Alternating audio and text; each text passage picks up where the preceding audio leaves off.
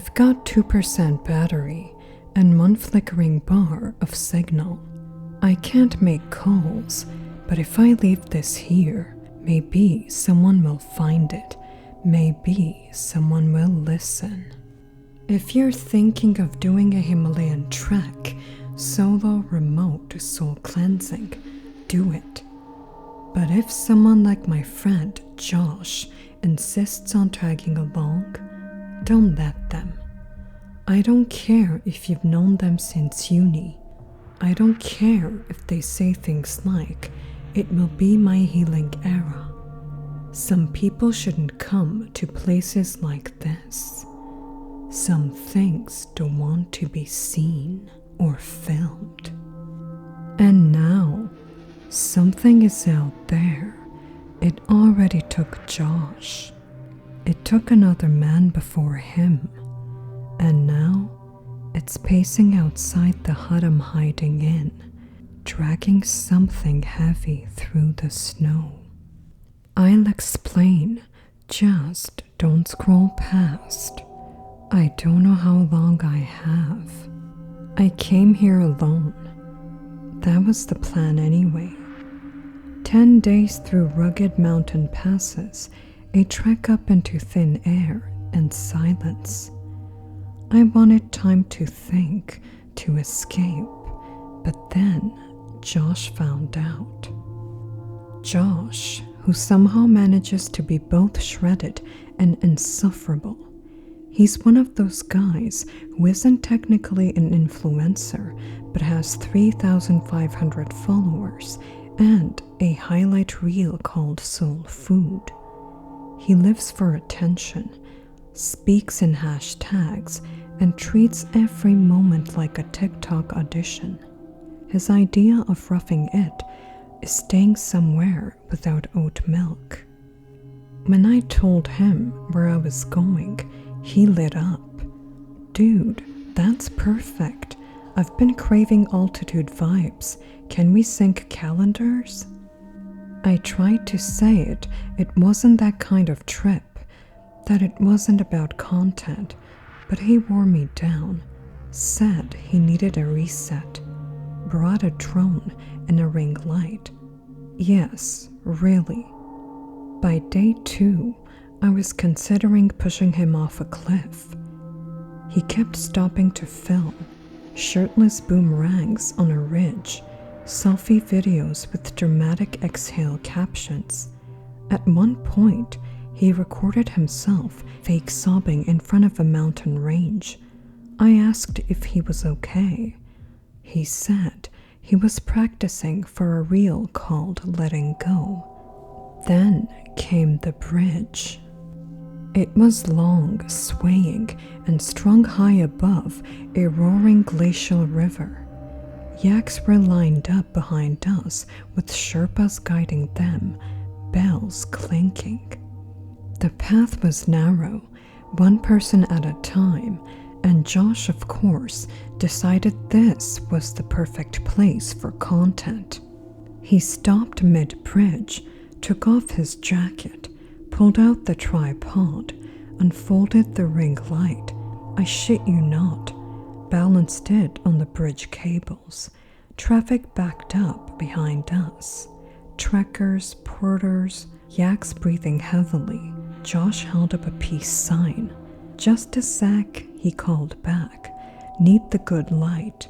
The yak closest to us snorted, stamping its hoof. That's when the man behind us stepped forward. He was tall, wire-thin, wore a tatered jacket and a threadbare scarf. His skin looked wind-burnt, and his eyes, Jesus, they were sunken and flat, like he hadn't blinked since base camp. He didn't say anything, just stared at Josh. We'll move in a sec, bro," Josh offered, waving. "Just need a sec for the grid." The man didn't move. Josh turned back to pose.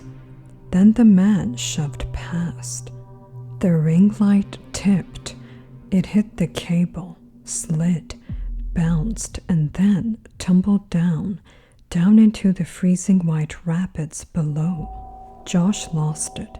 Dude, that was a gift from my ex's manager. What the actual?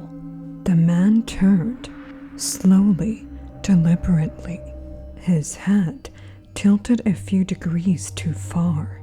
His mouth stayed closed, but his eyes, they were wide, hungry, dead. Josh went quiet. The man said nothing, just stared, and then stepped off the bridge and vanished into the forest. I should have known then. That was no normal stare.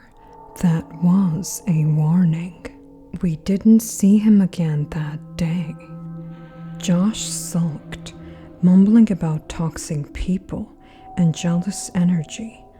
But as dusk fell, even he stopped talking. The woods around us got strange, too quiet. Trees shifted in ways they shouldn't. We heard things, cracking branches, soft clicks like antlers against bark. Once I swore I heard breathing, not ours. Josh laughed it off. It's probably a yak. Yaks don't climb trees, I said. We picked up pace, hoping to reach the next village, but it got dark fast. The trail vanished under cloud cover. Then, out of nowhere, a handful of wooden huts perched on a slope like they've grown out of the rock. One man was outside, older, worn, a Sherpa, sitting by a stove. All guest house full, he said. We begged. Finally, he led us into a small hut he said belonged to his cousin. There was one cot, a stove, a curtain for a door. Josh griped about the lack of Wi-Fi, but I was just glad to have walls. Until the tapping started. 3 soft knocks on the window. We froze. There was no light outside, just the wind. Josh whispered, "Was that?" I pulled the curtain aside a crack. A figure stood there, just beyond the glass. I saw the scarf first, then the outline of that face. The man from the bridge. He didn't move, didn't blink. I gasped. Josh looked. Then the figure dropped out of view like a puppet with its strings cut. I ran to the door, bolted it. My heart was jackhammering. The Sherpa said he will go. Don't let him in. What the hell is out there? I asked.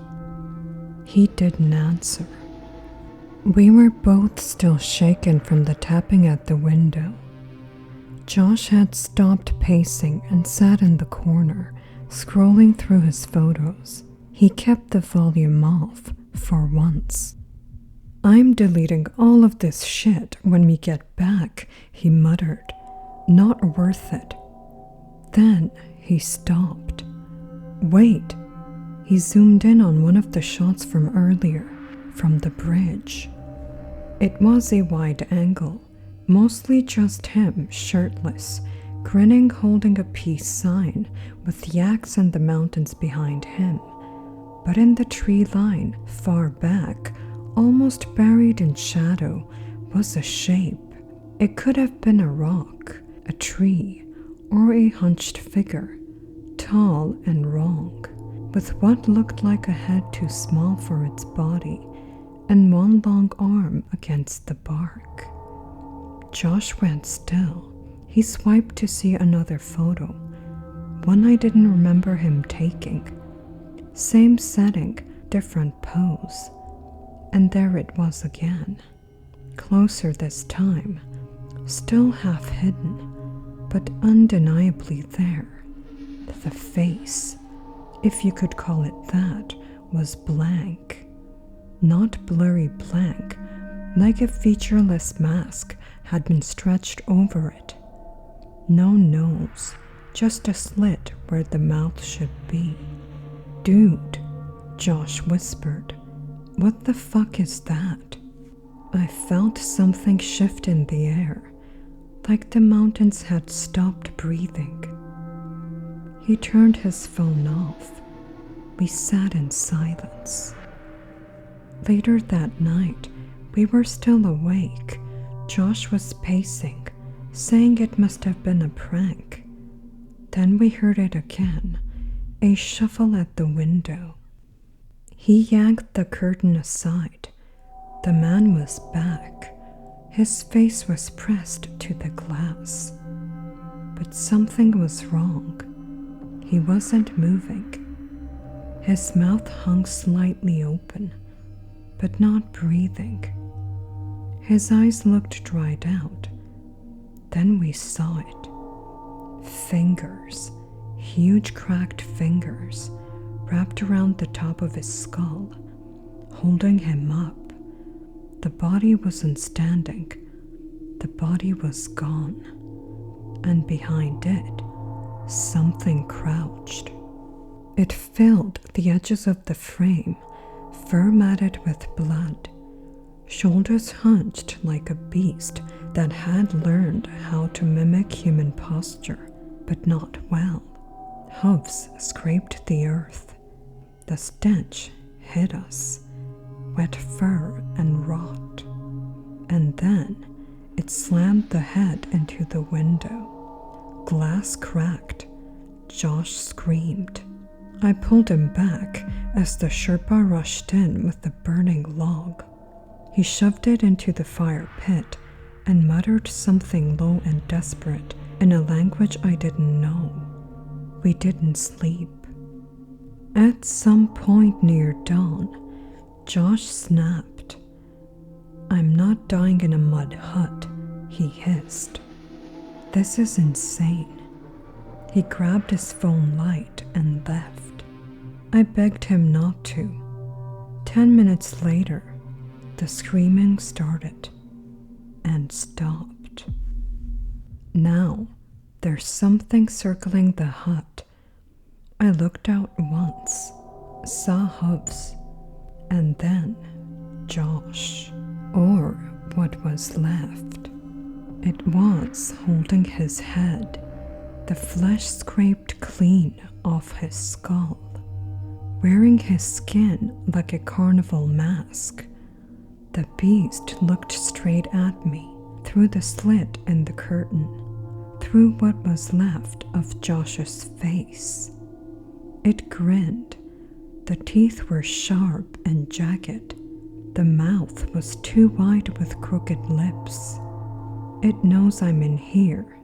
The Sherpa's gone. No idea when he left. I'm alone now.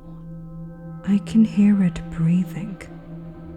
If this posts, tell someone or no one. Just don't come here. Don't film the sacred. Don't turn everything into content. Something out here hates to be seen. And it's wearing the faces of those that disturb it.